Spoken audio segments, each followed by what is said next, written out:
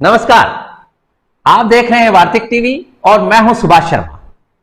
वार्तिक TV की इस खास पहल में आप सबका स्वागत है। ये जो खास पहल हम आपके लिए लेकर आ रहे हैं ये गीता उपनिषद के ऊपर है। गीता उपनिषद को लेकर बहुत सारी बातें दुनिया भर में चल रही हैं और इसकी असल जो मीमांसा है इसको लेकर हमने जिज्ञासु की दृष्टि से ये एक कार्यक्रम, विशेष कार्यक्रम वार्तिक टीवी के लिए आप सबके लिए तैयार किया है। आज का ये कार्यक्रम समर्पित है श्रीमद् भगवत गीता उपनिषद को। यह कार्यक्रम हमारे ही कुछ साथियों की पहल पर हुआ है। इसके बारे में हम आपको बताते जाएंगे कि किस किस तरह से ये प्रोग्राम कंसीव किया गया, किस तरह से इसकी भावना को लाया गया है। और मैं जैसा कि आपको बताता रहा हूं कि वार्तिक टीवी के विभिन्न आयाम अब आपके सामने धीरे धीरे खुलकर सामने आएंगे, क्योंकि वार्तिक टीवी केवल समाचारों का और करंट अफेयर्स का ही चैनल नहीं है। इसमें इंडोलॉजी यानी भारतीय चिंतन परंपरा, भारतीय मानस परंपरा का भी, हम ज्ञान प्रवाह का भी समग्र चिंतन हमारे इस एंटरप्राइज के माध्यम से आप तक लाते रहेंगे। उस कड़ी में जैसा कि मैं आपको पहले बता चुका हूं मेरे प्रोग्राम्स की शुरुआत में कि वार्तिक टीवी का ये जो एंटरप्राइज है इसमें जो मुख्य बातें रहेंगी वो क्या क्या रहेंगी, उसकी पहल की ये जो कड़ी है ये आप सबको समर्पित है। इस कार्यक्रम में हमने जो चर्चा का विषय चुना है वो पूर्णतः गीता का सार अब कड़ी दर कड़ी आपके सामने आएगा।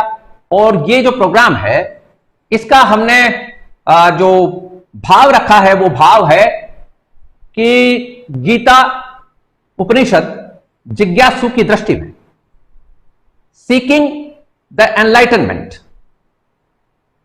ज्ञान की खोज, ज्ञान को ग्रहण करना, ज्ञान लेना, ज्ञान की खोज में निकलना, ज्ञान की खोज में हमारे जो धर्म ग्रंथ हैं, हमारी जो चिंतन परंपरा के जो हमारे महत्वपूर्ण जो भाष्य हैं हमारे इन सभी ग्रंथों के ऊपर, इनके बारे में भी हम चर्चा करेंगे धीरे धीरे। और साथ ही हम आपको ये बताएंगे कि हमारे वेदों से लगाकर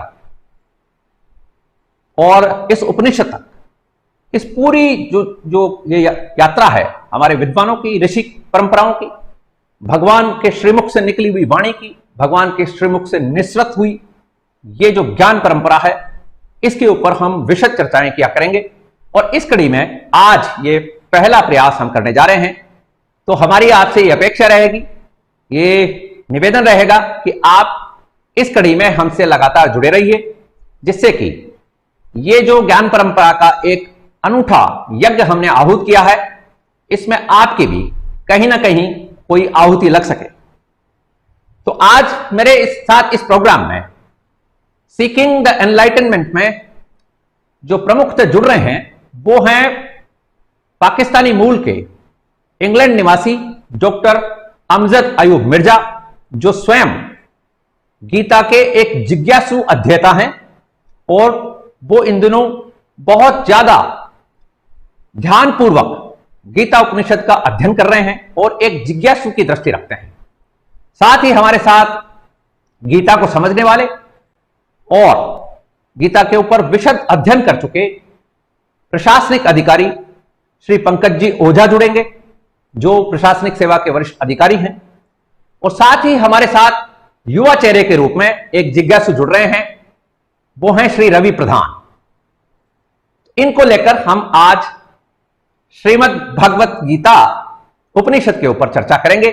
और आज के इस कार्यक्रम में मैं मेरे साथ जो पैनलिस्ट हैं उनका स्वागत करना चाहूंगा पहले, और फिर हम आज के इस ज्ञान सत्र की चर्चा की शुरुआत करेंगे। तो मेरे साथ जुड़ चुके हैं डॉक्टर अमजद अयूब मिर्जा साहब। नमस्कार डॉक्टर साहब। श्री पंकज जी ओझा जुड़ चुके हैं। पंकज जी बहुत बहुत नमस्कार। सुभाष जी नमस्कार। रवि जी नमस्ते। तो आप सबका स्वागत है वार्तिक टीवी के इस कार्यक्रम में। और ये जो खास कार्यक्रम है इसमें मैं ज्यादा कोई भूमिका में नहीं पढ़ना चाहता। आज की इस ज्ञान चर्चा में हम प्रथमतः पहली भूमिका में डॉक्टर साहब से शुरुआत करेंगे। डॉक्टर अमजद अयूब मिर्जा साहब भूमिका का जो प्रस्तावना है वो रखेंगे। उसके बाद फिर हमारे दोनों जो पैनलिस्ट साथी हैं वो उस कड़ी में जुड़ते जाएंगे और चर्चा में आगे बढ़ाते जाएंगे चर्चा को। जी बहुत शुक्रिया। सबसे पहले तो जितने भी यहाँ पे हमारे पैनलिस्ट हैं इन सबको मेरा नमस्कार और thank you very much for joining this programme. और दूसरी बात ये कि मेरा ख्याल है जल्दी में आप कह गए कि मेरा ताल्लुक पाकिस्तान से है। मेरा ताल्लुक पाकिस्तानी कब्जे वाले जम्मू कश्मीर से, पाकिस्तान से नहीं है। तो थोड़ी सी ये करेक्शन कर, कब्जा तो कर रखा है ना उन्होंने दोस्तों। आप जी कब्जा तो उन्होंने कर ही रखा है ना। हाँ, पाकिस्तानी कब्जे वाला जम्मू कश्मीर है पाकिस्तान। अच्छा, तो आज ये जो नई शुरुआत हो रही है ये एक बहुत बड़े सफर की जाने पहला कदम, और वो सफर ये है कि पूरे भारत में, पूरे हिंदुस्तान में एक तो जो ऑलरेडी हमारे हिंदू हैं और सिख हैं और जैन हैं उन सबको जिनके पास थोड़ा बहुत ज्ञान मौजूद है, तालीम इल्म मौजूद है, उनके लिए तो ये एक रिफ्रेशर कोर्स की हैसियत रखेगा। लेकिन इसके साथ साथ यूथ जो है हमारी हिंदुस्तान की, जो हिंदू यूथ है, उसकी ट्रेनिंग भी हम चाहते हैं कि वो कैसे जो है वो अपने हमारे धर्म का, सनातन धर्म का कैसे इसका प्रचार करे, कैसे लोगों को दावत आए। इसलिए ये जरूरी है कि पहले वो खुद इसको अच्छे से समझें और बड़े सादा लफ्जों में समझें। तीसरा तो हमारा इसमें मतलब ये है कि हिंदुस्तान एक बहुत बड़े रकबे देश का नाम था, जिसके आज जो उसके सराउंडिंग्स हैं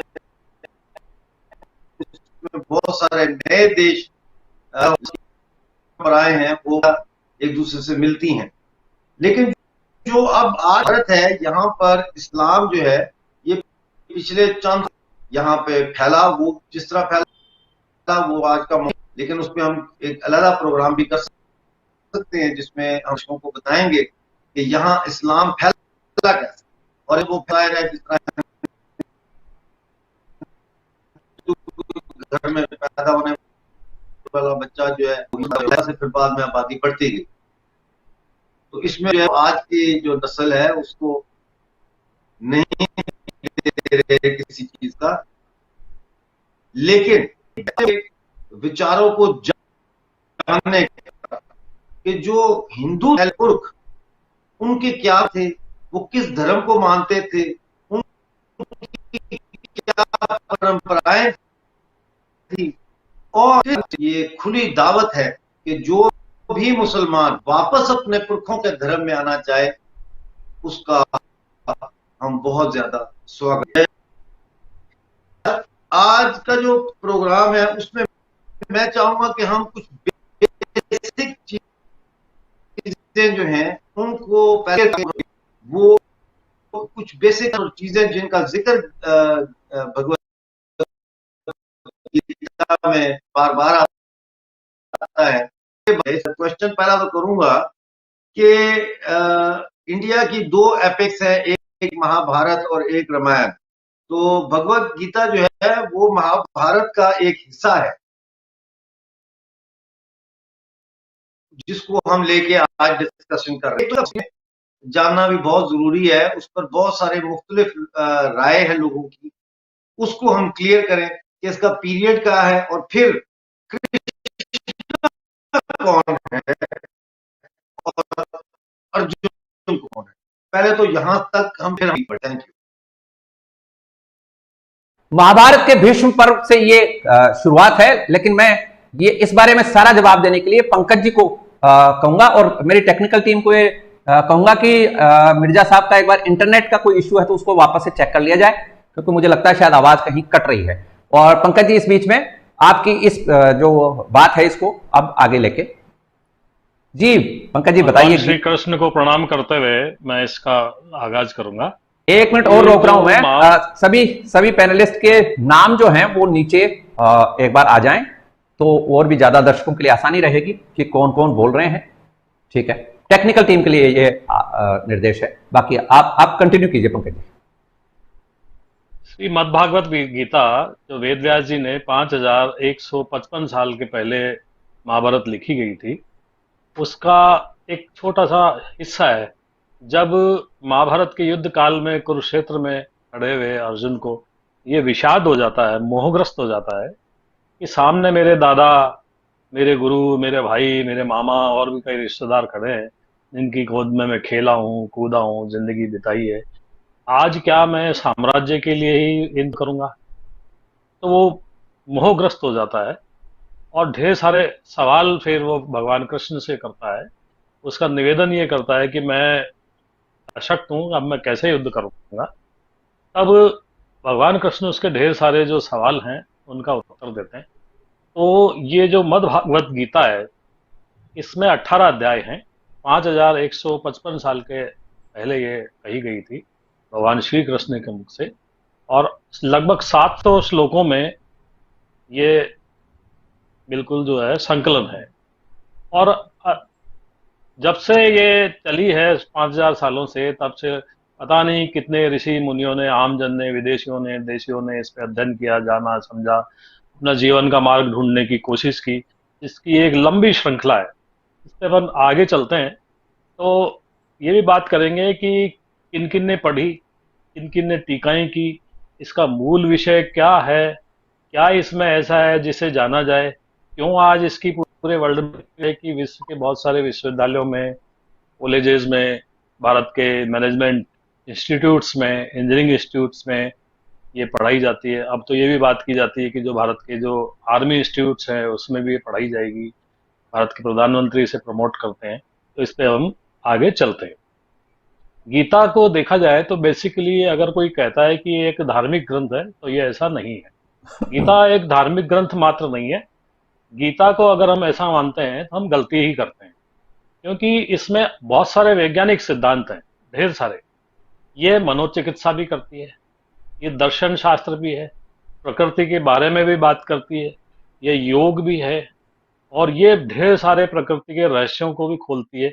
इससे कई श्लोकों से जो विदेशी विद्वान हैं उन्होंने इसको उठाया और वैज्ञानिक अपना शोध करके उससे उन्होंने कई वैज्ञानिक थ्योरीज भी बनाई, नोबेल अवार्ड भी ले लिए। वो आगे हम कभी बात करेंगे कि कौन कौन से श्लोकों से कौन से वैज्ञानिक थ्योरीज बनाई गई। इसमें ज्ञान है, विज्ञान है, दर्शन है, योग है, आत्मा और परमात्मा विषयक संवाद है, सृष्टि की उत्पत्ति, विनाश, संहार, जीव विकास का क्रम, हिंदू संदेशवाहक क्रम, मानव उत्पत्ति, योग, धर्म, कर्म, ईश्वर, भगवान, देवी देवता, ढेर सारे जो दूसरे देवी देवता है वो, उनको कैसे शक्ति प्राप्त होती है, कैसे वो मनोकामनाओं की पूर्ति करते हैं, यम, नियम, राजनीति, युद्ध, कर्म, कर्म कैसे किए जाएं, कर्मों के प्रकार, कर्मों की गहनता, मोक्ष, अंतरिक्ष, आकाश, पृथ्वी, धरती, संस्कार, वंश, कुल्म, कुल, धर्म, पूर्व जन्म, वर्तमान जन्म, प्रारब्ध कर्म और वर्तमान जीवन का प्रबंधन, राष्ट्र का निर्माण, आत्मा, कर्म सिद्धांत, त्रिगुण की संकल्पना, और सभी प्राणियों में मैत्री भाव की ये जानकारी देती है। गीता ज्ञान, भक्ति, कर्म के साथ साथ सांख्य और दर्शन पे भी प्रकाश डालती है। गीता का देखा जाए तो मुख्य जो सिद्धांत है या बात है जो वो कन्वे करना चाहती है, वो ये है कि हम स्थित प्रज्ञ कैसे बने। लाभ, हानि, जय, पराजय, यश, अपयश, इन सब से परे रहते हुए भी, कर्म करते हुए भी, कर्मों से हम कैसे ना बंधे, कैसे हम कर्म करें कि इसी जन्म में उस लक्ष्य को प्राप्त कर लें जिसके लिए इस धरती पे आए हैं। और यही बात दूसरे धर्म भी करते हैं कि इस धरती पर जो हमारा आने का कारण है, चाहे वो इस्लाम हो, चाहे बौद्ध हो, चाहे जैन हो, या और कोई भी धर्म हो, चाहे ईसाई धर्म, वो सभी इस बात का विवेचन करते हैं कि हम किस प्रकार से कर्म करें कि हमारे धरती पर आने का जो कारण है, उस कारण को हम जान करके इस तरह से कर्म करें कि इस आवाज गमन से हम मुक्ति पा जाएं। तो गीता मुख्य ज्ञान देती है कि हम स्थित प्रज्ञ कैसे बने, ईश्वर को कैसे जाने, हम मोक्ष जो अल्टीमेट एम है साल्वेशन, उसको हम कैसे प्राप्त करें। इस पे अर्जुन ढेर सारे सवाल करते जाते हैं और भगवान कृष्ण बड़ी तन्मयता से आमजन की भलाई के लिए उन प्रश्नों का बड़े धीरता गंभीरता से उत्तर देते हैं। तो गीता इस प्रकार ढेर सारी बातें करती है। जी गीता, अब सुभाष जी आप कुछ ऐड करना चाहें तो आप बोलें, फिर मैं आगे कंटिन्यू कर लूंगा। नहीं नहीं, कर लो, आप तो कर लो, या मेरे को सबसे पहले जरा बता दें। हाँ, हमारे नॉन हिंदू हैं, उनके लिए वो सोचेंगे कि ये कृष्ण अर्जुन कौन है, थोड़ा सा डिस्क्राइब करते हैं कि ये कौन। तो मैं बता देता हूं, 2 मिनट के लिए मैं भूमिका बांध देता हूं। ये जो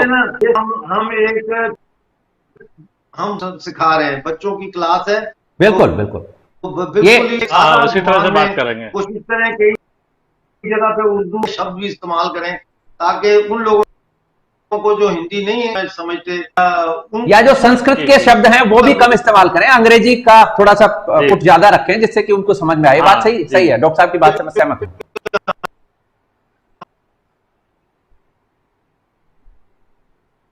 डॉक्टर साहब के इंटरनेट का कुछ इशू है, कहीं ना कहीं कुछ प्रॉब्लम तो है। हाँ, आप भूमिका रख दें, फिर मैं कंटिन्यू कर लूंगा। मैं डॉक्टर साहब की बात से बिल्कुल सहमत होते हुए कि जो ऐसे दर्शक हैं हमारे जिनको इन सारी चीजों से कोई वास्ता नहीं रहा है आज तक, तो उनके लिए मैं बता देता हूं कि जिसके नाम पर ये भारत देश है वो भरत, महान राजा भरत के वंशजों में ये कुल परंपरा के अनुसार अर्जुन का जो परिवार है वो भी, और जो श्री कृष्ण का परिवार है वो भी, ये सब उसी कुल परंपरा के हिस्से हैं जिनके नाम पर भारत देश का नाम पड़ा भरत।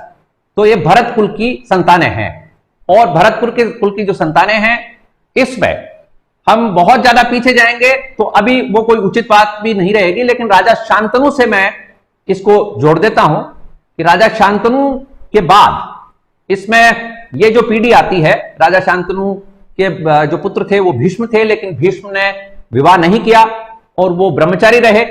और राजा शांतनु के बाद में जो दूसरी रानी थी सत्यवती, उनसे जो पुत्र प्राप्त हुए वो विचित्र वीर्य और चित्रवीर्य हुए, और वो कम उम्र में उनकी डेथ हो गई। और उसके बाद में व्यास जी के संसर्ग से ये जो संतति आगे बढ़ी, जिसमें कि पांडु और धृतराष्ट्र और विदुर, ये 3 भाई पैदा हुए। इसमें पहले राजा बने पांडु, लेकिन पांडु को वानप्रस्थ का लगन हो गई और उन्होंने कहा कि मैं तो ईश्वर की खोज में अब जंगल में जाऊंगा, और राजकाज छोड़ के, और वो वहां से चले गए। इसके बाद धृतराष्ट्र थे जो जन्मांध थे, जन्म से अंधे थे, he was blind from his childhood, उनको ये राजकाज मिला। और इस राजकाज का जो पैटर्न नियुक्त किया गया, संरक्षक नियुक्त किया गया, वो भीष्म को नियुक्त किया गया। और ये जो पांडु पुत्र हैं, ये 5 हैं जो पांडव कहलाते हैं। ये पांडु के पुत्र हैं, जिनमें युधिष्ठिर हैं, भीम हैं, अर्जुन हैं, नकुल हैं और सहदेव हैं। ये 5 उनके पुत्र हुए। धृतराष्ट्र के पुत्र 100 हुए, जिनमें सबसे बड़े पुत्र का नाम दुर्योधन था, जो कि इस कथा का मुख्य विलन भी सामने आता है। ये इस तरह का एक परिवार का मसला है, जिसमें कृष्ण जो हैं वो इस परिवार के झगड़े के बीच में इस झगड़े को मिटाने के लिए आए। लेकिन जब झगड़ा नहीं मिटा समझाने से, तो फिर ये युद्ध की एक व्यूह रचना बनी, और इस व्यूह रचना में भगवान श्री कृष्ण ने ये प्रण किया कि वो हथियार नहीं उठाएंगे और वो अर्जुन के सारथी के रूप में इस युद्ध में रहेंगे। लेकिन जब युद्ध के अंदर सेनाएं दोनों तरफ से आ खड़ी हुई, उस समय अर्जुन को एक मॉरल डिलेमा सामने आ खड़ा हुआ, एक द्वंद्व की स्थिति में अर्जुन आ गए। और वो एक जो नैतिक द्वंद्व था, वो जो मॉरल डिलेमा था कि मैं युद्ध करूं या नहीं करूं, तो उनके इस कथन मात्र से उनकी जो चेतना थी वो एकदम जो पूरी इंटेलिजेंसिया थी वो एकदम नीचे आ गई, और उनको समझ में नहीं आ रहा था कि वो क्या करें। इस सूरत में श्री कृष्ण ने ये जो वाणी है गीता के रूप में, ये अर्जुन को कही, जिससे अर्जुन वापस से उठ खड़ा हुआ और उसने युद्ध किया। ये कथा है। और कोई बात होगी तो डॉक्टर साहब आप बीच बीच में पूछते जाइएगा। अब मैं इसी भाव भूमि पर एक बार रवि प्रधान को लाना चाहता हूं चर्चा में कि वो भी इसी भावभूमि के ऊपर अपनी बात को रख लें, तो एक प्रारंभिक चर्चा हो जाएगी। उसके बाद फिर डॉक्टर साहब से और सवाल लेकर आगे बढ़ते हैं। और कोई बीच में डॉक्टर साहब आपको पूछना हो तो आप अभी भी पूछ सकते हैं, कोई ऐसी बात नहीं है। मतलब पूछने का मतलब मेरा वो नहीं है, मेरा मतलब रख सकते हैं बात अपनी। पूछने का मतलब तो आप तो ज्ञान है आपको पूरा, आप तो सब समझते हैं, लेकिन दर्शकों के लिए यदि आपको कोई बात रखनी हो तो आप जरूर रख लीजिए। मेरा ये कहना है कि जैसे महाभारत है, वो अपने आप में, जिसका नाम ही महाभारत है, उस महाकाव्य में 30,000 से ऊपर के श्लोक हैं, तो उनको हम एक छोटे एक सेशन में केवल उनके ऊपर, सबके ऊपर हम व्याख्या नहीं कर सकते। लेकिन नहीं, सेशन तो बहुत चलेंगे, अभी तो आज तो शुरुआत हुई है। बेसिकली जी सर, बेसिकली जो भगवत गीता है, भगवत गीता अपने आप में ना केवल वेदांत की एक एंड कमेंट्री है, बल्कि ये अपने आप में हमें महाभारत के जो मेजर जो चीफ जो कैरेक्टर्स हैं उनसे भी हमें मिलवाती है। जैसे स्टार्टिंग ही धृतराष्ट्र के श्लोक से होती है, धर्म क्षेत्रे कुरुक्षेत्रे। तो धृतराष्ट्र जो है वो कौरवों के पिता थे। कौरव, जैसा कि सर ने बताया कि कौरव 100 थे, जिनमें जो चीफ था, जो सबसे बड़े भाई थे, वो थे दुर्योधन। इनके पिता धृतराष्ट्र थे। और पांडवों के जो पिता थे वे पांडु थे। और पांडवों में जो सबसे बड़े थे वे थे युधिष्ठिर, धर्मराज युधिष्ठिर। अब क्योंकि दुर्योधन के जो मन में राज्य की लालसा थी, इस कारण से उसने समय समय पर पांडवों के लिए अलग अलग विपदाएं, अलग अलग नुकसान, अलग अलग उनको वनवास भेजना, इस तरह के सारे जो कृत्य थे वो किए। लेकिन पांडव जो थे वे धर्म के पथ के आरूढ़ थे। उन्होंने ये सब चीजें सहन करते हुए भी उन्होंने कभी धर्म का मार्ग नहीं छोड़ा। यही कारण था कि जब 13 साल का वनवास भोगकर, 1 साल का अज्ञातवास भोगकर जब वे आकर दुर्योधन से अपना राज्य मांगते हैं, तब भी दुर्योधन उनको राज्य देने से मना कर देता है। और तब भी उसके बाद भी कई बार संधि का प्रस्ताव पांडवों की तरफ से दुर्योधन के लिए जाता है। ये बेसिकली ये हमारी जो संस्कृति का जो एक नॉन वायलेंस का जो एक चैप्टर है। हालांकि कुछ इंटेलेक्चुअल्स का मानना है कि non violence is just a basic word in our culture, लेकिन मेरा ऐसा मानना है नहीं। क्योंकि अगर प्रिंसिपल्स का अनुसरण नहीं भी किया जाए, लेकिन प्रिंसिपल्स अपने आप में मैटर करते हैं। अगर आपकी संस्कृति में नॉन वायलेंस है तो वो जगह जगह पे दिखती भी है। हाँ, एक समाज के रूप में देखा जाए तो संघर्ष होना लाजमी है, और वो हर समाज में, हर समय में, हिस्ट्री के हर पृष्ठ पे संघर्ष हर सोसाइटी में हुए हैं। ऐसा ही ये संघर्ष महाभारत था। इस महाभारत में ही जब अर्जुन को, जैसा कि सर ने कहा था कि मॉरल डिलेमा हो जाता है, अब मॉरल डिलेमा भी होता है आदमी का जब उसके खुद के वेस्टेड इंटरेस्ट जो होते हैं ना, वो आपस में एक दूसरे से कोलाइड करने लग जाते हैं या कॉन्ट्राडिक्ट करने लग जाते हैं। अर्जुन का क्षत्रिय जो नेचर था, उसके कॉन्ट्राडिक्शन में अर्जुन को कायरता के रूप में जो मोह हुआ था, उन कॉन्ट्राडिक्शंस की वजह से ही अर्जुन ने युद्ध में अपने धनुष को और अस्त्र शस्त्रों को नीचे रख दिया था। इस बात पर ही श्री कृष्ण उस मॉरल डिलेमा को, उस मोह को दूर करने के लिए गीता का उपदेश देते हैं, जिसमें आगे धीरे धीरे विस्तृत उस पर डिस्कशन होता है। अर्जुन के बहुत से प्रश्न हुए हैं, जिसका भगवान ने बड़े ही सिंपल शब्दों में, बिल्कुल ठीक है। वो जो प्रश्न है वो जैसे जैसे आते जाएंगे वैसे वैसे फिर हम उनको डील विद करते जाएंगे। तो डॉक्टर साहब का इंटरनेट का यदि प्रॉब्लम सॉर्ट आउट हो गया हो तो एक बार डॉक्टर साहब को बीच में ले आते हैं, नहीं तो फिर मैं एक बार जो पंकज जी बोलना चाह रहे थे बीच में, मेरे को उन्होंने माइक दे दिया, तो वो अपनी बात को रख लें पहले, और फिर डॉक्टर साहब का इंटरनेट का प्रॉब्लम दूर हो जाए तो उनको ले आए। और सारा इसका बैकग्राउंड भी अच्छा बताया। बेसिकली ताऊ और चचेरे भाई थे, पांडु और कौरव, और दोनों में राज्य को लेकर के, क्योंकि दुर्योधन ने छल बल से, कपट से, जुए के बहाने से उनका पांडवों का राज भी छीन लिया, 12 साल वन में भेज दिया, 1 साल का अज्ञातवास हो गया। उसके बाद भी वो धर्म मार्ग पर नहीं आया, और भगवान कृष्ण उसे समझाने जब दूत बन करके उसके दरबार में जाते हैं और ये कहते हैं कि भाई तुम पूरी जमीन भी नहीं देते हो, वैसे तो न्याय की बात है कि आधा राज्य उन्हें वापस लौटाओ शर्त के अनुसार, और वो भी नहीं देते हो तो 5 गांव दे दो। लेकिन वो इतना अन्यायी व्यक्ति था कि वो 5 गांव भी देने को तैयार नहीं था। अब ये निश्चित हो जाता है कि अधर्म के सामने घुटने नहीं टेके जाएंगे, और अगर युद्ध करना जरूरी है तो फिर युद्ध भी किया जाएगा। तो भगवान कृष्ण के सारे प्रयास फेल हो जाते हैं। दोनों सेनाएं कुरुक्षेत्र में खड़ी हो जाती हैं। दोनों सेनाएं कुरुक्षेत्र में खड़े होने के बाद महाभारत का संग्राम होता है, जो 18 दिन तक चलता है। लेकिन संग्राम के आरंभ में ही जो महामना अर्जुन थे वो डिप्रेशन के शिकार हो जाते हैं। उन्हें लगता है एक साम्राज्य मात्र के लिए मैं क्या अपने जो, क्योंकि सामने उनके पितामह हैं, उनके गुरु, उनके दूसरे रिश्तेदार, चचेरे मौसेरे भाई, कुछ मामागण और बड़े बड़े महारथी खड़े होते हैं, तो उन्हें लगता है कि इसके बजाय तो अच्छा है कि मैं भिक्षा ही मांग लूं। अब ऐसे समय में भगवान कृष्ण उन्हें ज्ञान देते हैं गीता का, और गीता के रूप में देखा जाए तो बेसिकली ये जो सारे उपनिषद और वेद हैं उनका निचोड़ है ये गीता, दुग्धामृत है उनका। और ये बेसिकली इस धर्म विशेष का ग्रंथ भी नहीं है, क्योंकि इसमें किसी, आप पूरे 700 श्लोक पढ़ेंगे तो किसी धर्म विशेष की बात ही नहीं की गई है। न हिंदू धर्म की बात करती है गीता, न इस्लाम की, न ईसाई की, न किसी और की, न किसी धर्म की आलोचना है, न किसी धर्म के प्रति पूर्वाग्रह है, और न किसी धर्म के प्रति इसमें बहुत ही इंसिस्ट किया गया है या फोकस किया गया है।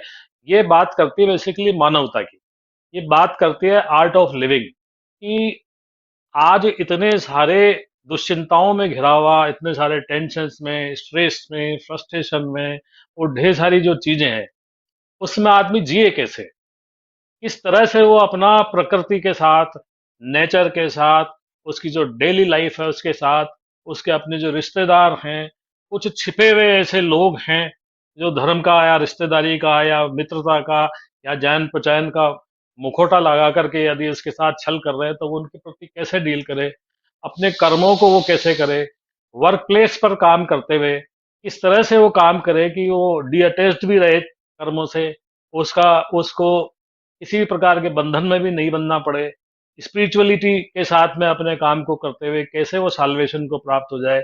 इस सब बारे में ये गीता में बात करते हैं। और इसकी सबसे पहले जो गीता में आता है हिस्टोरिकल एविडेंस, जो चौथे अध्याय में सबसे पहले ये सूर्य भगवान को सुनाई गई थी। ये चौथे अध्याय में इसका उल्लेख आता है, और सूर्य ने अपने पुत्र इक्ष्वाकु, अपने वैवस्वत मनु को, और फिर उन्होंने अपने पुत्र इक्ष्वाकु को सुनाया।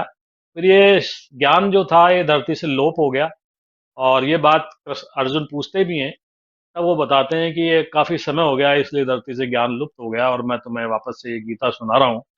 तो ये कुरुक्षेत्र जो अभी हरियाणा में है, वहां पर ये दोनों सेनाएं इकट्ठी हुई थी। पंकज जी, वहां ये ज्ञान, जी पंकज जी, वो तो बहुत ही इंटरेस्टिंग बात है, क्योंकि उसमें तो अर्जुन ये कहते हैं कि आपने जब सूर्य को ये ज्ञान दिया तब आप थे क्या? जी जी जी, तब आप थे वहां? हाँ बिल्कुल। तो भगवान कहते हैं कि मैं भी था और तू भी था, और हम तब भी थे और आगे भी रहेंगे। ये जो इसमें सबसे बड़ी बात है, जो इस इवोल्यूशन थ्योरी को बिल्कुल बाहर निकाल देती है, ये बात देखने लायक है। लेकिन अब मैं डॉक्टर साहब से एक बार जुड़ गए हैं। डॉक्टर साहब कुछ और कोई एक बात रखना कोई अपनी चाहते? जी डॉक्टर साहब। नहीं जुड़ गए। मैं ये अब बीच में क्योंकि कट गया, मुझे नहीं पता, मैं बाद में देख लूंगा प्रोग्राम के क्या बातचीत हुई। आप तो शुरू मानो अभी। ये विष्णु के अवतार हैं। कृष्ण जो है ये विष्णु के अवतार हैं। जी बिल्कुल ठीक कहा। अवतार हैं, और ये आठवें अवतार, ये 24 अवतारों की कथा है। मैं पहले पंकज जी एक मिनट में बता देता हूं। नारद जी ने ये पूछा है भगवान से कि भगवान आप अपने अवतारों के बारे में बताओ। तो भगवान वहां जो बात कहते हैं वो, मैं ये रेफरेंस चूंकि डॉक्टर साहब ने दे दिया है, तो ये पहला जो अवतार है वो मत्स्य का अवतार माना जाता है भारतीय चिंतन परंपरा में। फिर माना जाता है कूर्म का अवतार, मत्स्यम, कूर्मम, वराहम, कछुआ। कछुआ जो दूसरा है।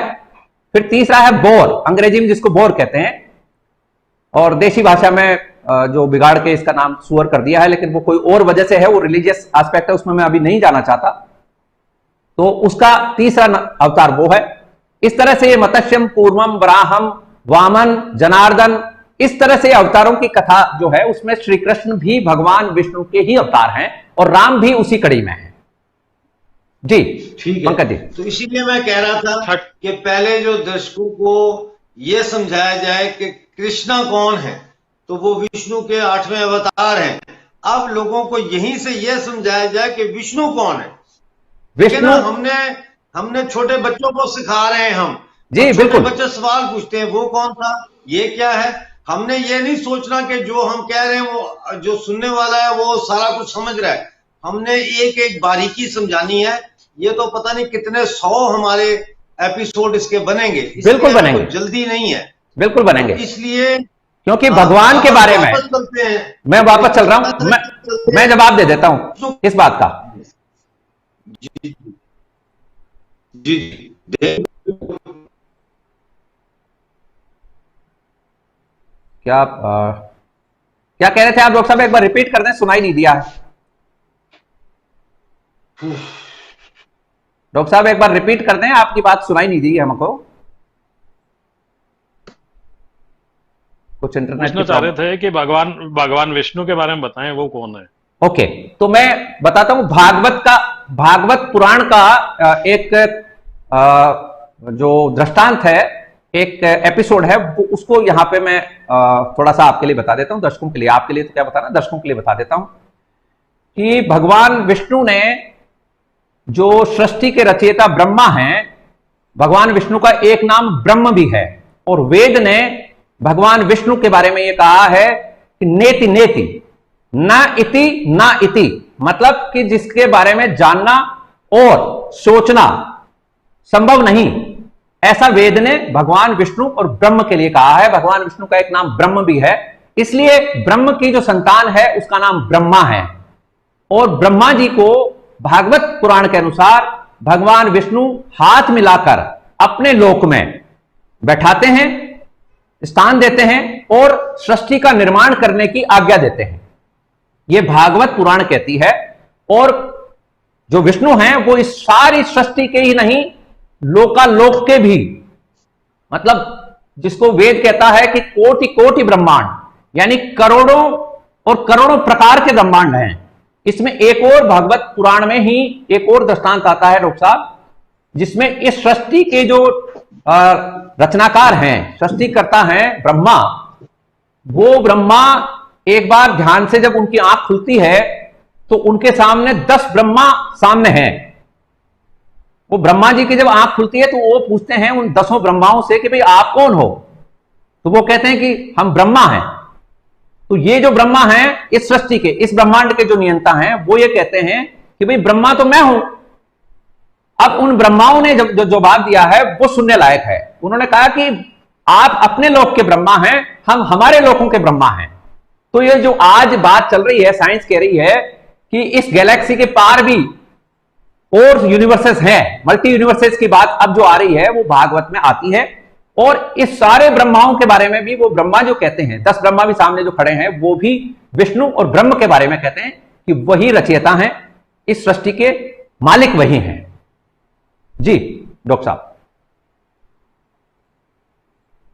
जी जी बिल्कुल सही है। वो हम उस पे आएंगे कि मिल्की वे जो है और गैलेक्सी, यहां से कैसे ये सिलसिला शुरू होता है, और फिर हम मछली का भी बताएंगे, और फिर सारा वो साथ साथ आएगा। लेकिन इस वक्त मैं चाह रहा हूं कि छोटी छोटी चीजें जो हमने बार बार डिस्कस करनी है वो क्लियर हो जाए। आगे आ जाता है देहन। देहन का है वन इन बॉडी, तो इसको थोड़ा सा एक्सप्लेन करें। दूसरा ये जो योगा है, जो योग का जिक्र आता है, क्या ये वो योगा है जो आजकल बहुत सारे स्वामी और फिल्म स्टार्स जो है वो टीवी चैनलों पे आके करते हैं, या ये कोई और तरह का योग है? मैं 2 सेकंड बोलूंगा, फिर पंकज जी बोलेंगे इसके बारे में। देहिन का मतलब तो ये जो बॉडी है, आत्मन और देही, देहिन, ये दो शब्द हैं जो अंग्रेजी में जाके देह जो शब्द है ये संस्कृत का शब्द है, इसको देहम कहा जाता है। ये ह्यूमन बॉडी को या किसी भी बॉडी को कहते हैं। देह मतलब गांव की भी देह होती है। आपने रेवेन्यू रिकॉर्ड देखे होंगे डॉक्टर साहब आपके गांव में, क्योंकि ऑक्युपाइड जम्मू कश्मीर भी जो है वहां पर भी रेवेन्यू रिकॉर्ड इसी तरह के चलते हैं। उसमें जमीन का लिखा जाता है तो उसमें लिखा जाता है साकिन देह, मतलब ये गांव की देह में रहता है। ये रेवेन्यू रिकॉर्ड्स में उसी तरह का देह शब्द आता है।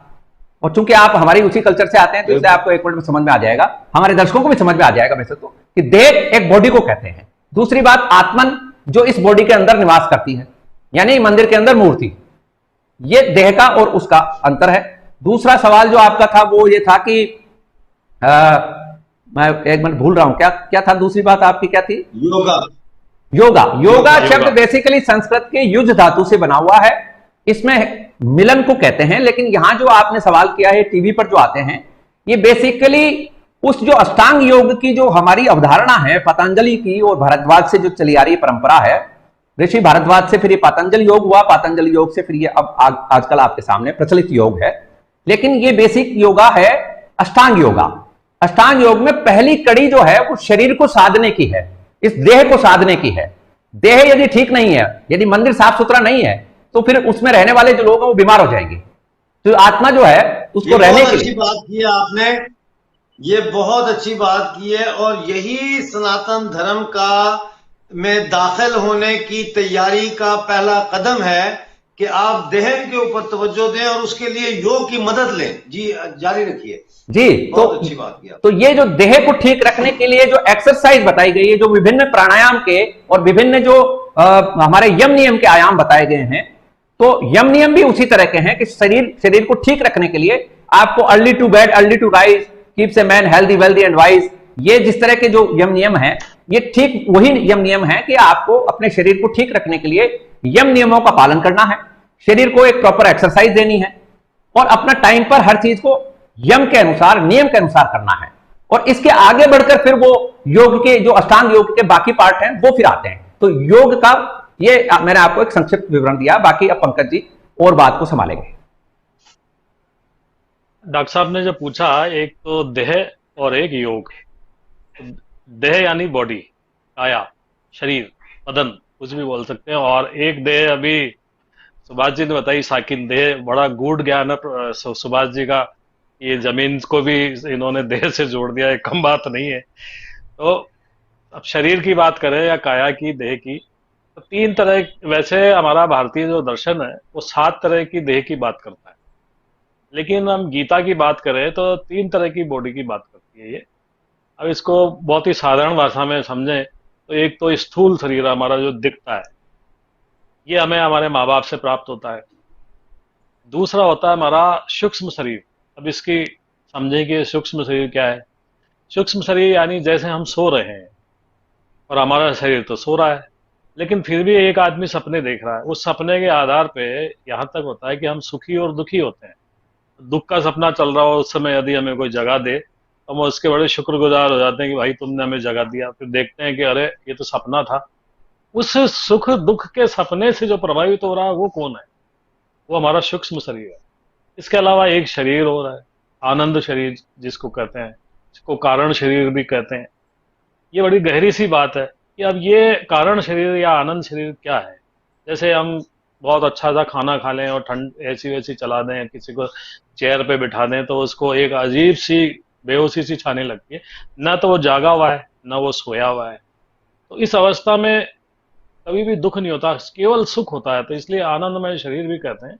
इससे बात को अगर आगे ले जाएं हम, तो कई बार ये सवाल पैदा हो जाता है कि जब शरीर तो मर जाता है, उसको हमने जला दिया, और आप बात कर रहे हो कि मरने के बाद नरक में जो है आप यातनाएं भोगोगे। तो जब शरीर हमने जला दिया, आत्मा को गीता कहती है कि कोई कष्ट होता नहीं है, आत्मा पे अभी आगे आएंगे, तो फिर ऐसे में ये सुख दुख कौन झेल रहा है? तो ये जो हमारा शरीर तो जल जाता है, लेकिन आत्मा के साथ ये जो 2 बाकी के शरीर है, सूक्ष्म शरीर और आनंद शरीर, कारणमय शरीर, इसकी मैं बात कर रहा हूँ, ये साथ जाते हैं, ये भोगते हैं उसको। तो ये इस तरह से गीता 3 शरीरों की बात कर रही है। फिर है एक आत्मा, सॉल, जिसको सारे धर्म मानते हैं। ऐसा एक भी धर्म नहीं है जो आत्मा की बात नहीं करता, वो सभी मानते हैं इसको। कई इसका पुनर्जन्म मानते हैं, कुछ पुनर्जन्म नहीं भी मानते हैं, कुछ पुनर्जन्म पे धर्म साइलेंट भी हैं। तो जैसे बुद्ध है, वो पुनर्जन्म की बात नहीं मानते, कि वो आत्मा को नहीं मानते, लेकिन वो एक पुनर्जन्म अलग को विषय मानते हैं। बात वो कभी चर्चा होगी, पुनर्जन्म को वो मानते जातक उनसे कथाओं में जो पूछते खुद के जन्म की बात बताते हैं।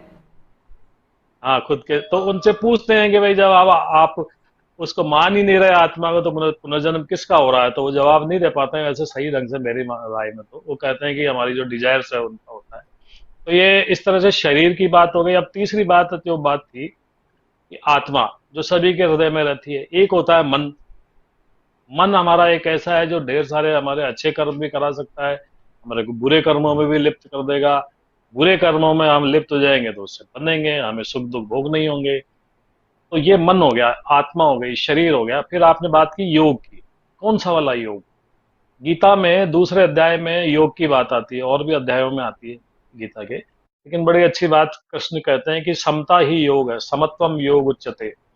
समता यानी सुख दुख लाभ हानि, इन सब में यदि हम समान रहते हैं, हमारी मनोवृत्ति नहीं बदलती, हमारे मन आत्मा पे उसका प्रभाव नहीं पड़ता, और हम बुद्धि के साथ सही काम करते रहते हैं, जीवन में समता में रहना इक्विलिब्रियम की बात, सम्यक दृष्टि की बात है, इक्विलिब्रियम की बात है जी।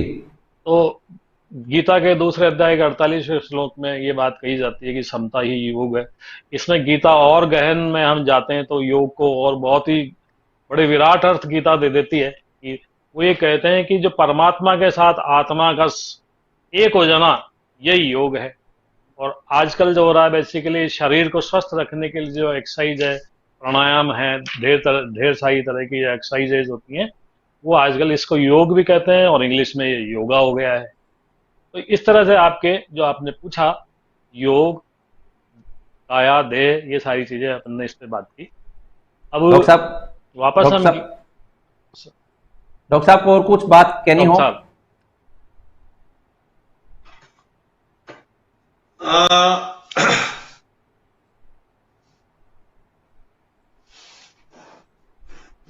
अच्छा, अब इसमें एक चीज है मोक्ष या निर्वाण।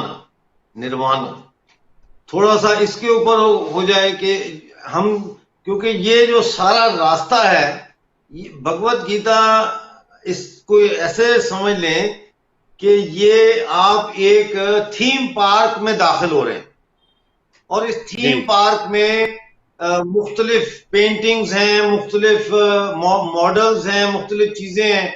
वो आपको एक कहानी बताते जा रहे हैं, और उस कहानी के चलते चलते आपके जिस्म में और आपके जो आत्मा है और जो आपका शरीर और आत्मा का जो रिश्ता है, उसमें जो है वो इक्विलिब्रियम पैदा हो रहा है। और आप एक किस्म का, ये जो मंदिर है, जो आपकी बॉडी, जिसमें आपकी आत्मा जो है वो रुल गई है, इस समाज ने रोल दिया, उसको तबाह कर दिया है, वो एक किस्म का वॉशिंग मशीन में दाखिल हो गई है। और जब दूसरे एंड से हम निकलना है, तो हमें यह कहा गया है कि जब आप वहां से पहुंचेंगे और निकलेंगे, तो आपको वहां पे एक बहुत खूबसूरत जगह मिलेगी, जहां फूल होंगे, जहां सुकून होगा, जहां अमन होगा, और उसका नाम है निर्वाणा। तो ये निर्वाणा क्या है, इसको कैसे डिस्क्राइब हम करें? क्योंकि हमारा मकसद ये है कि इस पूरे सफर में जो हम गुजरेंगे, तो हम निर्वाणा की तरफ जाएं। पंकज जी कुछ बोले इससे पहले? मेरा ये ख्याल है जी, मैं दो मिनट के लिए मेरी तरफ का जो इंटरवेंशन है वो आराम से। Nirvana basically Buddha thinking process से आता है, उस फिलोसॉफी का शब्द है। और वो फिलोसॉफी बेसिकली आजकल वेस्टर्नर्स को बहुत ज्यादा सूट करती है, क्योंकि जो सनातन परंपरा है वो इस बात को एस्टैब्लिश करती है कि ये कितनी पुरानी है, और ये सिविलाइजेशन इतनी विराट और इतनी पुरानी है कि उसका सामना करना बहुत मुश्किल हो रहा है लोगों के लिए। इसलिए वो वाया मीडिया बुद्धिज्म के थ्रू इधर आ रहे हैं। तो निर्वाणा बेसिकली शब्द तो ठीक है, लेकिन मोक्ष का पर्यायवाची नहीं हो सकता। निर्वाणा तो वो भी है कि यदि आपको अच्छी नींद आ गई रात को, तो भी आप निर्वाणा में हैं, लेकिन मोक्ष जो है वो अल्टीमेट साल्वेशन है। ये बहुत आपने महत्वपूर्ण बात की है। बहुत इंपॉर्टेंट बात है कि मोक्षा जो है उसका अल्टरनेट वर्ड निर्वाणा नहीं हो सकता। नहीं हो सकता। निर्वाणा तो आपको यदि अच्छा बिल्कुल नहीं। पैसा मिल गया, इसका मतलब आप ये है कि हम अभी से ही अपनी डायरेक्शन चेंज कर रहे हैं और दर्शकों को बता रहे हैं कि हम आपको निर्वाणा की तरफ नहीं लेके जा रहे हैं, हम आपको किसी और तरफ लेके जा रहे हैं। बिल्कुल। हम आपको मारुति सुजुकी की तरफ नहीं लेके जा रहे, हम आपको BMW 7 सीरीज की तरफ लेके जा रहे हैं। यस, बेहतर चीज की तरफ। करेक्ट। बिल्कुल ठीक है, कंटिन्यू जारी रखिए। बिल्कुल। जारी तो रखिए। पंकज जी, आप बताइए, आप क्या बोलना चाह रहे हैं? अच्छा, आपने बहुत अच्छा कहा। कई तरह के शब्द हैं जो इस्तेमाल, कोई निर्वाणा की बात करता है, कोई परम शांति की बात करता है, कोई मोक्ष की बात करता है। और वैसे तो हिंदू माइथोलॉजी की बात करें तो हमारे यहाँ मोक्ष भी कई तरह के हैं। सायुज्य मोक्ष है, सालोक्य मोक्ष है, वो एक अलग है और इससे भी ऊपर हो जाता है, क्योंकि मोक्ष के बाद भी हो सकता है वापस आना पड़ जाए। एक होती है मुक्ति सभी तरह से। तो सवाल ये उठता है कि इस पर मोक्ष की तरफ कैसे जाया जाए, कैसे एक आदमी मोक्ष की तरफ पहुंच सकता है। गीता में हालांकि कई तरह के पहले मेरे ख्याल से आप ये थोड़ा सा एलाबोरेट करते हैं कि ये मोक्ष शब्द का जो शाब्दिक अर्थ है वो तो सबको समझ में आ जाता है कि भी साल्वेशन है, लेकिन मोक्ष असल में कहां पहुंचता है व्यक्ति, मोक्ष किस चीज को कहते हैं, इसके बारे में एक बार हम बात कर लें। मोक्ष गीता के अनुसार जब आदमी अपने जो जितने सारे कर्म इस जीवन में करता है, कई तरह के कर्म करता है इंसान। एक तो प्रारब्ध कर्म जो पिछले जन्मों में उसने किए और वो सारे इकट्ठे हो गए, उनका फल इस जन्म में भोगना है। इससे पहले भी उसके कई सारे जन्म होते रहे, वो इकट्ठे होकर के वो संचित कर्म लेकर के आ गया इस जन्म में भोगने के लिए। फिर इस जन्म में और उसने कर लिए, तो इस तरह से 3 कर्म तो ये हो गए। उसके बाद इन सारे कर्मों को करते हुए इनका फल वो कुछ इस जन्म में भोग लेता है, वो फिर कुछ उसको अगले जन्म में भोगने होते हैं। तो सवाल ये होता है कि इन सबसे मुक्ति पाकर के जो धरती पे आना जाना है, क्योंकि धरती पे जन्म लेना और मरना ये बड़ा कष्टदायी तो है ही है। कि 9 महीने तो गर्भ की पीड़ा को सहो, क्योंकि अगर हम कल्पना करें कि एक बंद कमरे में हमें डाल दिया जाए जिसमें पानी हो, अंधकार हो, प्रकाश भी नहीं हो, कोई साथी संगी भी नहीं हो, और 9 महीने हमें रख दे तो हमें कितना कष्ट होगा। तो एक आत्मा वहां पे उसके कष्ट को झेलती है, फिर धरती पे आकर के झेलती है, फिर पूरे जन्म को झेलती है। तो ये कितने जन्मों तक आना जाना और कब तक चलता रहेगा। तो जो ज्ञानी लोग हैं, जो थोड़ा सा अपने आप को जानना चाहते हैं, खुद को जानना चाहते हैं कि ये कब तक होगा, क्योंकि ये सवाल बहुत लोगों के पैदा हो जाता है, ऋषियों मनुष्यों के भी हो जाता है, बड़े जो राजा हैं उनके भी हो जाता है, कई बार तो जो बहुत ही धनाढ्य हैं उनको हो जाता है। जैसे हमारे बिल गेट्स साहब को हो गया, वारेन बफेट साहब को हो गया। और इसका ये सवाल जब इनके पैदा हुआ तो इन्होंने अपनी बहुत सारी जो धनराशि है वो चैरिटी में डोनेट कर दी। तो लगा यार कि ये कब तक होगा, हमें मैनकाइंड के लिए काम करना चाहिए। तो ये फिर जब ऐसा सवाल पैदा हो जाता है तो आदमी उस तरफ जाने की कोशिश करता है, अब मार्ग निकलते हैं। तो मोक्ष बेसिकली बात यह है कि ये जो आने जाने का हमारे धरती पे आवागमन है, जन्मना, मरना, कष्ट पाना, पीड़ा, क्योंकि कहीं पर भी रहो आपको पीड़ा झेलनी पड़ती है, आपको रोग घेरते हैं, आपको धोखा, छल, कई तरह के फरेबों से जूझना होता है, कई तरह की बीमारियों से जूझना होता है। जैसे अभी हम कोरोना में 2 साल से लगातार घरों में बंद हो गए, ये भी एक पीड़ा है। तो इन सब से मैं मुक्ति पाकर के, जो अभी आपने बात की थी, ऐसी जगह जहां इन सारी व्याधियों से, दुखों से मैं मुक्ति पा जाऊं और ऐसी जगह रहूं जहां कुछ ना हो। एक मिनट वो में सब जो है, एक मिनट मैं लूंगा यहाँ पे पंकज जी। मैं इसको और साधारण कर देता हूं कि चूंकि सनातनी परंपरा में जन्म मरण का ये जो अनवरत सिलसिला है, एक कंटिन्यूअस प्रोसेस है, और ये करोड़ों साल से चला आ रहा है। जब से भगवान का ये कहना है, ईश्वर यानी विष्णु भगवान का, ब्रह्म का ये कहना है कि जब से मैं हूं तभी से तुम सब भी हो। वो कोई हम और वो अलग नहीं है। वो ये कहते हैं कि जब से मैं हूं तब से तुम भी हो, तुम आ रहे हो, जा रहे हो, और मैं मेरी जगह पे स्थित हूं। ये तो रही एक बात जो सनातन आप ही की बात को आगे बढ़ाऊं तो मैं, आप और हमारे जो पैनलिस्ट हैं, हम सब भी एक ही बड़े शरीर का हिस्सा है और हम आपस में गुफ्तगू कर रहे हैं। जैसे कभी कभी हम खुद कलामी नहीं करते, बस में जा रहे हो तो अपने आप से बातें कर रहे होते हैं दिमाग में और दिल में। बिल्कुल। तो हम पूरी कायनात, पूरी दुनिया के लोग एक ही बड़े शरीर का हिस्सा हैं और क्यों जरूरी है सनातन धर्म की तरफ आज तवज्जो देने की और लौटने की और इस प्रोग्राम की शुरुआत की और भगवत गीता को समझने और पढ़ने की। वो इसलिए है कि पूरी दुनिया के ये शरीर जो है इसका इक्विलिब्रियम डिसबैलेंस हो चुका है। अगर पूरी दुनिया को हमने शांत करना है, पूरी दुनिया के जो जुबान है उसको एक चैनल पर लाना है, और उसके लिए बहुत जरूरी है कि जिस्म के तमाम हिस्से जो है वो एक ही बात कर रहे हों। उसके लिए हम समझते हैं कि पूरी दुनिया में जो है वो सनातन धर्म फैलना चाहिए, और भगवत गीता जो है उसकी तरफ हमारी तरफ से एक पहला कदम है। लिहाजा ये पहला कदम जो है ये हम अपने आप से, हम इंसानियत का शरीर अपने आप से बात कर रहा है। जी प्लीज। बिल्कुल, ये एक पावर हाउस है असल में भगवान के रूप में, और हम सब बल्ब जल रहे हैं। ये इसको यूं समझा जा सकता है कि ईश्वर जो है वो पावर हाउस है और हम बल्ब हैं।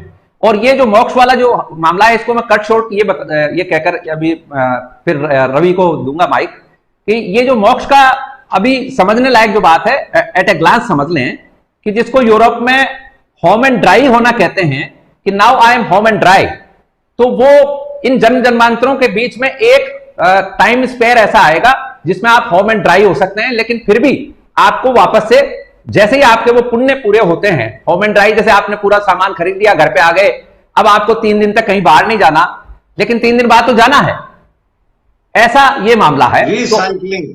जी बिल्कुल, रिसाइकलिंग। तो अब मैं रवि प्रधान जी से निवेदन करूंगा, वो कुछ कहना चाह रहे हैं। जी रवि जी। सुभाष जी, उसके पहले मैं आप इसको जोड़ दूं जी प्लीज, जो चर्चा अभी हुई। Please please please. अभी जैसे ये जो चर्चा हुई यहीं से गीता शुरू होती है, क्योंकि दूसरे अध्याय में वो अर्जुन भी यही सवाल पूछता है, और फिर वो कृष्ण से कहते हैं कि तू क्या समझ रहा है कि तू पहली बार आया है कि इस धरती पे, या आखिरी बार मर रहा है? ऐसा तो है नहीं, न तो कोई मरता है न जन्मता है, ये आत्मा है जो शरीर बदलती रहती है, इसलिए तू परेशान मत हो।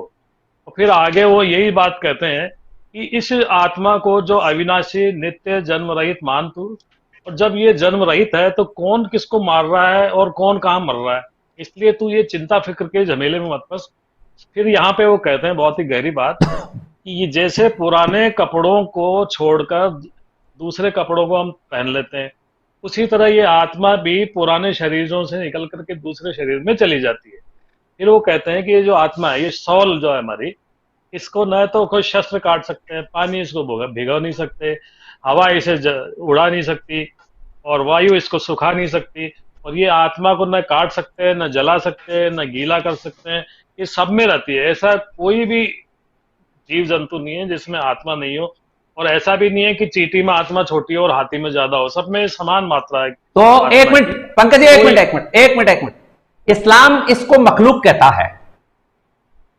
यहां मैं हमारे दर्शकों के लिए बता देना चाहता हूं, डॉक्टर साहब मेरी बात से रजामंद होंगे, कि ये जिन त्रियक योनियों का आप बात कर रहे हैं, उन योनियों को इस्लाम मखलूक कहता है। वो उनको मानता ही नहीं है, एक तरह की एग्जिस्टेंस ही नहीं मानता है। जी। फिर वो ये कहते हैं जो हमें कंपैरेटिव स्टडी नहीं करनी चाहिए स्टेज पे। हम अगर सिर्फ अपने सनातन धर्म के ऊपर भगवत गीता तक अपने, बिल्कुल ठीक, ज्यादा बेहतर होगा। अग्रीड। फिर कृष्ण भगवान अर्जुन को ये कहते हैं कि जन्म से पहले तो सारे प्रकट थे, यानी तुम भी पता नहीं कहाँ थे, मैं भी पता नहीं कहाँ था। जब हम मर जाएंगे तो भी हम अप्रकट हो जाएंगे, पता नहीं हम कहाँ जाएंगे। लेकिन ये जो जन्म मरण के बीच का समय है, इसके बीच में हम दिखते हैं, तो इसमें शोक करने की क्या बात है? अब रवि जी को जोड़ लें। रवि जी क्या? जी रवि जी, और अब कंक्लूड भी करेंगे, लास्ट राउंड है जी।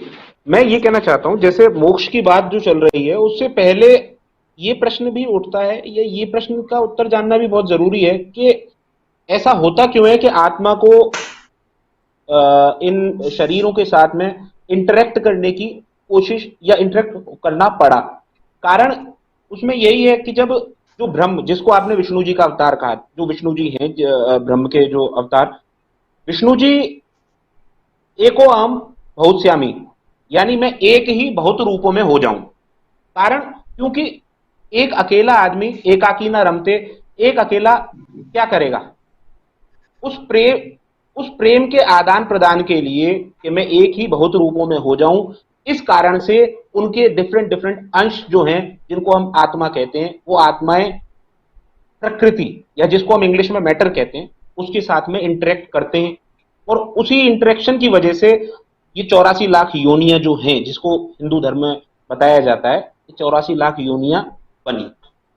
इसको हम साइंटिफिक फॉर्म में हम चाहें तो हम कह भी सकते हैं कि अगर इसका हम साइंटिफिकली इसको देखें तो एनर्जी मैटर से रिएक्ट करती ही है, और शरीर बदलना या मरना कारण उसका यही है कि प्रकृति जो है, प्रकृति में टायर्डनेस की एक क्वालिटी होती है।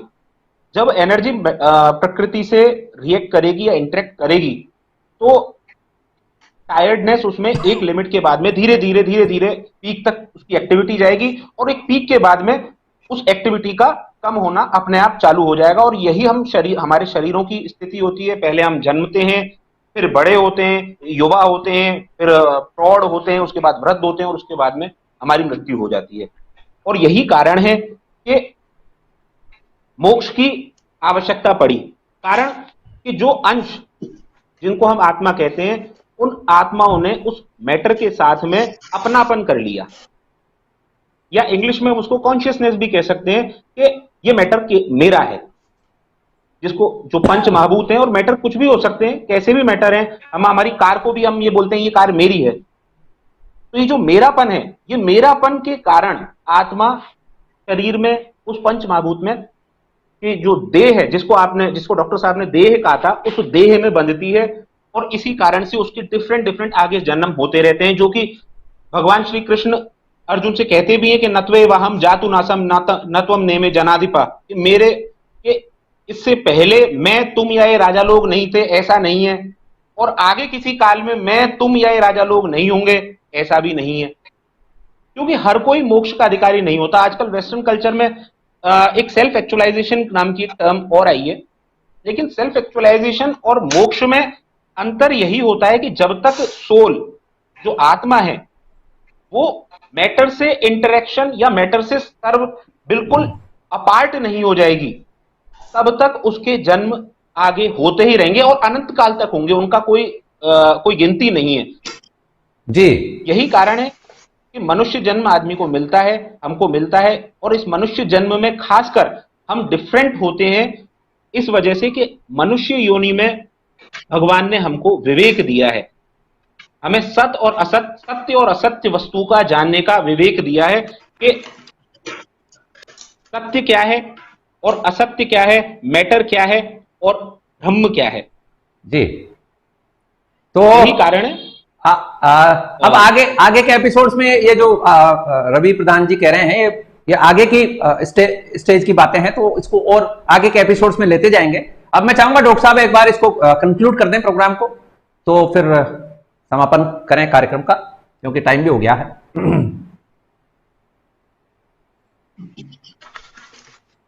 देखें, अभी आज जो हमने बातचीत की है सारी, उसमें हमने भगवत गीता में जिन चीजों का हमें सामना करना पड़ेगा, अभी तो हमने भगवत गीता पढ़नी शुरू नहीं की, अभी तो हम उसके साथ जो चीजें उसका एक जिसे कहते हैं ना पैराफर्नेलिया डिस्कस कर रहे हैं कि ये कितनी पुरानी है, ये किस चीज के बारे में है, ये महाभारत से है या रामायण की कहानी है, कितने जो है चैप्टर्स हैं, और फिर इसके अंदर जो कॉन्सेप्ट्स हमें आएंगे आगे फेस करने पड़ेंगे, उन कॉन्सेप्ट्स को डिस्कस कर रहे हैं। मैं जो हमारे देखने वाले जरूर इसमें मुसलमान भी होंगे और मैं चाहूंगा कि हम इसको जरूर देखें। मैं विष्णु के हवाले से एक उनको मिसाल देकर समझाना चाहता हूं कि विष्णु और अवतार को वो कैसे समझें। देखें, एक शख्स फर्ज करें मैं हूं, मेरा नाम अमजद है, मैं एक आदमी हूं, एक इंसान हूं, लेकिन मैं एक बाप भी हूं, एक बेटा भी हूं, एक खामद भी हूं, एक भाई भी हूं, एक चाचा भी हूं, एक मामा भी हूं। इसी तरह से एक ही शख्स के जैसे बहुत सारे डिफरेंट रोल, चाचा मेरा जो रोल नहीं है, जो एज अ ब्रदर मेरा रोल होगा, या जो एज अ रोल होगा, या जो एज अ हस्बैंड मेरा रोल होगा,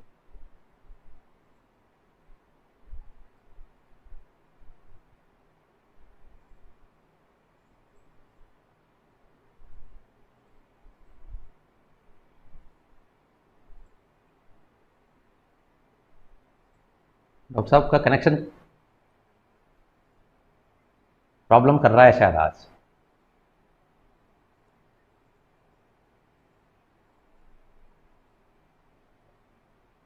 डॉक्टर साहब का कनेक्शन एक बार चेक कर लो तो कंक्लूड करें फिर।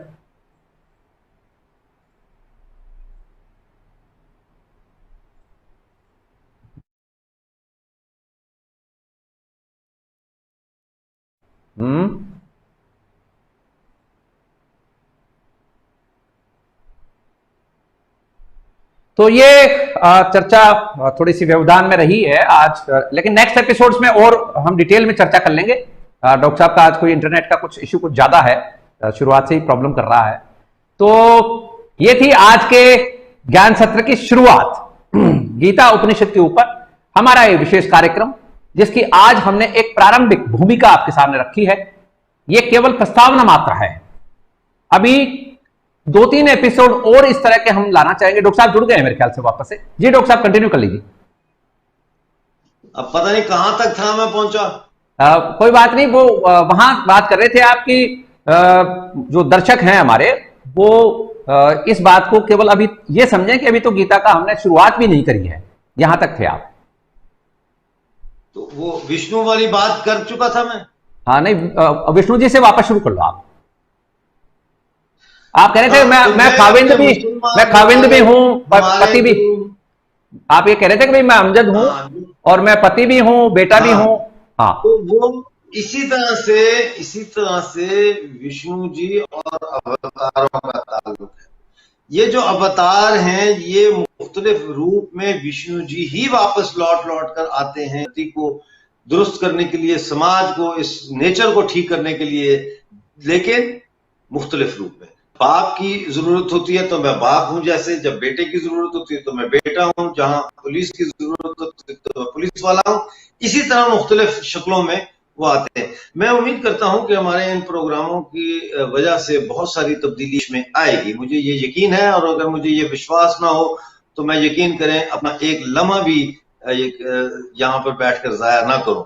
मुझे सबसे पहले मेरे अंदर ये यकीन की शक्ति है कि हम ना सिर्फ अखंड भारत का ख्वाब पूरा कर सकते हैं, बल्कि हम अपने तमाम हिंदुस्तान के मुसलमान बहनों और भाइयों और बुजुर्गों और बच्चों को वापस उनके पुरखों के धर्म में आने की दावत भी देते हैं। और हम समझते हैं कि इन प्रोग्रामों के जरिए एक बहुत बड़ी तहरीक उठेगी और हमारे जो भटके हुए हिंदू भाई हैं और बहनें हैं, जो दूसरे मजहबों की तरफ चले गए, दूसरे धर्मों की तरफ चले गए, वो लौट के अपने पुरखों के धर्म में जरूर आएंगे। आप सबका बहुत स्वागत होगा। इसके साथ ही मुझे इजाजत दीजिए।